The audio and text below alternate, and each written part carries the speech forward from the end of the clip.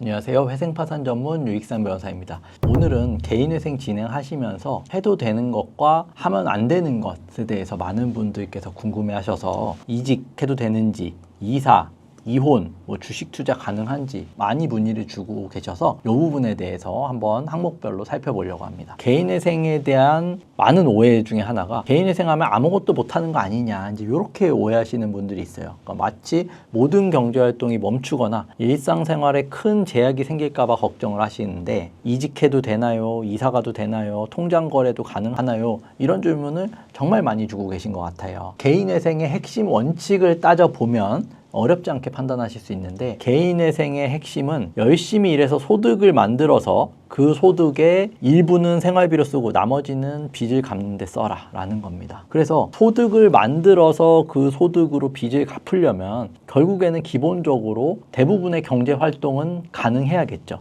다만 변동사항이 생기거나 재산이나 소득에 큰 변동이 생기면 법원에 이제 보고해야 되는 의무는 있겠다. 이제 이렇게 보시면 되는데, 첫 번째로 은행 거래나 통장 사용 가능하냐라고 물어보시는데 당연히 가능합니다. 그래서 자유로운 입출금이 가능하다. 그러면 채권자들이 통장이나 계좌를 압류하려고 하는데, 아니면 압류할 수도 있는데 현재 압류됐는데 어떻게 사용합니까? 이렇게 물어보시는 분들도 있는데, 기본적으로 개인회생을 접수하게 되면 금지명령이 나오는 게 일반적이고, 금지명령은 채권자의 압류를 더 이상의 추가 압류를 막아주기 때문에 새롭게 개설한 계좌라든지 압류가 되지 않은 계좌에 대해서는 정상적으로 사용이 가능하고 월급도 받고 변제금도 내실 수 있다라고 볼 수 있습니다. 그래서 자유로운 입출금이 가능하고 체크카드를 연동해서 사용하시는 것도 가능합니다. 다만 개인회생을 진행하는 것은 신용도에 영향이 생기는 행위이기 때문에 신용카드를 발급받거나 사용하시는 것, 그 다음에 신용대출을 받으시는 거는 개인회생 진행하는 기간 동안에는 제약이 있을 수밖에 없다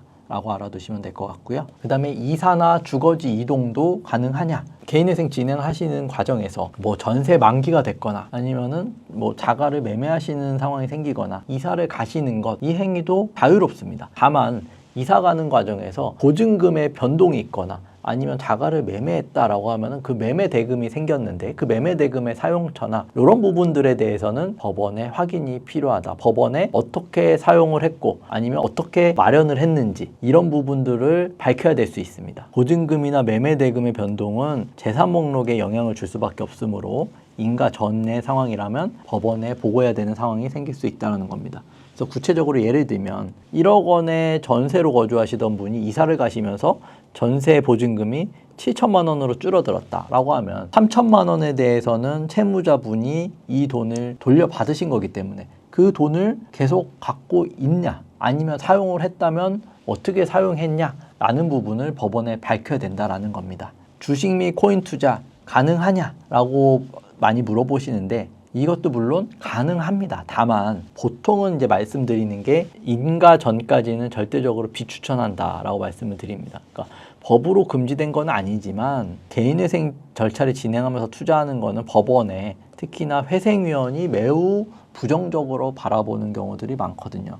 그래서 회생위원은 개인회생을 진행하는 과정에서 실제로 투자를 멈추지 않고 진행했던 케이스들에 대해서 매우 불성실한 태도로 간주하는 회생위원들이 많이 있었고, 경우에 따라서는 일부 지방법원 같은 경우 주식 코인으로 회생을 신청을 했는데 그 과정에서도 계속 멈추지 않고 있다라고 하면 반성하는 태도가 없다라고 보고 신청이 불성실한 경우로 봐서 실제로 사건이 기각되어 버리거나 아니면 변제율이 굉장히 올라가는 그런 리스크를 부담할 수도 있다라는 걸 알아두셔야 될 것 같고, 본인의 소득만으로 한다 하더라도 적어도 인가 전까지는 자제하시는 것이 좋다라고 정리해서 말씀드릴 수 있을 것 같습니다. 이직이나 투잡하시는 것에 대해서 또 많이 질문을 주시는데, 기본적으로는 본인의 자유입니다. 하셔도 되지만 인가결정 전후에 따라서 이제 대응이 다르다라고 설명을 드릴 수 있을 것 같아요. 그러니까 인가결정 전에 보정 단계에서 이직을 하시고 투잡을 하신다라고 하면은 소득 변동이 발생하는 것이니 법원에서 당연히 확인할 가능성이 매우 높고, 소득이 변동되면 법원에 신고를 하면서 변제금도 상향될 수 있다.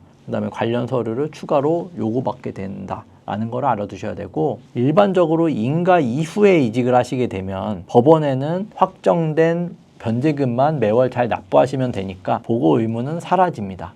다만 예외적으로 조건부 인가를 받으시는 경우들이 있습니다. 이런 경우라고 한다면은 뭐 1년 단위든지 반기, 분기 단위로 법원에 소득 변동 내역, 재산 변동 내역을 신고해야 되기 때문에 이직이나 투잡으로 소득이 증가되어서 조건부 인가 받으신 경우에는 변제금이 조정될 수 있다는 것을 알아두시면 좋을 것 같습니다.